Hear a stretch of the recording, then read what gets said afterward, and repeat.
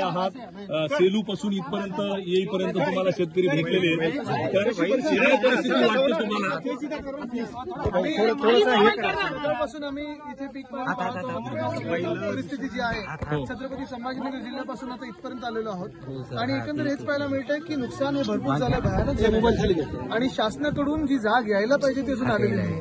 आमच्यासोबत स्थानिक जे अधिकारी आहेत, मग तहसीलदार असतील, एसडीएम वगैरे हे सगळे फिरत आहेत. पंचनाम्याचे आदेश काल रात्री आमचा दौरा ठरल्यानंतर आणि घोषित झाल्यानंतर घटनाबाह्य सरकारने दिलेले आहे. अपेक्षा हीच आहे की आज आणि उद्या ते पंचनामे झाले पाहिजेत, कारण जी विम्याची जी अट आहे 72 तासाची ती पूर्ण होऊच शकत नाही. जे ई पीक काही जे सगळे ते ऍप आहे ते अर्ध्या ठिकाणी चालतच नाहीये. मग पीक विम्याची जी हेल्पलाईन आहे मला 14,447 ते आम्ही 2-3दा फोन लावण्याचा प्रयत्न केला, सतत बिझी येते.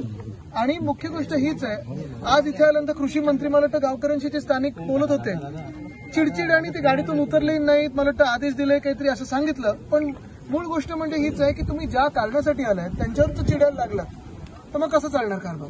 कृषी मंत्र्यांनी तुमच्यावरही टीका केली की फक्त राजकारण करण्यासाठी ते येत आहेत, म्हणून 3 वर्ष आम्हाला यायला लागलं कारण सरकारच नाहीये कुठे. ही राजवट एवढी शांत झालेली आहे आणि भ्रष्टाचारात बरवटलेली आहे, मजा करत आहे, मस्ती करत आहे की त्यांना स्थानिक नागरिकांसाठी, जनतेसाठी कुठचाही आता एक हृदय राहिलेलं नाहीये. चला, मी तर हे सांगतो, आत्ता ह्या मिनिटाला मी आरोप करायला बंद करतो. तू मैं नको. कृषी मंत्र्यांनी आणि घटनाबाह्य मुख्यमंत्र्यांनी आत्ता मदत जी काय ती जाहीर करावी. जी काही मदत आम्हाला पाहिजे, या शेतकऱ्यांना करून पाहिजे, ती आम्ही नंतर बोलूच दौऱ्याच्या शेवटाला. पण आता त्यांनी मदत जाहीर करावी, एकरी मदत जाहीर करावी. विमा कंपन्यांना आज बोलवून घ्यावं मुख्यमंत्र्यांनी आणि त्यांना आदेश द्यावेत की 24 तासात जो काही विमाचे जे पैशाचे वितरित व्हायला पाहिजेत ते झाले पाहिजेत. कृषी मंत्री धनंजय मुंडे यांनी तुमच्यावर आरोप केलाय की आदित्य ठाकरे यांना शेतीतला काहीच कळत नाही, बांधावर गेलेलं नाही, चार्टर्ड विमानात बसून ते बिलकुल मला काही कळत नाही. पण मला एवढं कळतं की आज माझा शेतकरी बांधव जो आहे तो हैराण आहे, त्रस्त आहे आणि त्याला मदतीला आम्ही धावलो पाहिजे. हे एवढं मला कळतं. बाकी मला शेती येत नाही, कारण काय कृषी खात्यात कशा बदल्या होत्या ते त्यांना जास्ती माहिती, मला कुठे माहिती.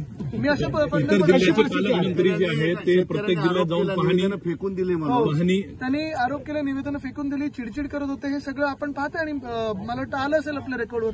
आज मुख्यमंत्री असतील, उपमुख्यमंत्री असतील, परभणीचे पालकमंत्री आता 3-4 दिवस झाले परंतु पालकमंत्री इथं आले नाही, इतर जिल्ह्यात येऊन गेले.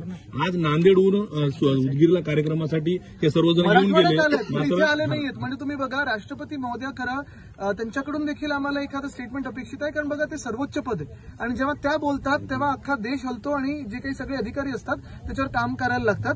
ठीक आहे, पण ते राष्ट्रपती महोदयात आम्हाला जे सगळं काही राजवट इथे आली होती घटनाबाह्य, इथे फिरकायला तर पाहिजे होतं.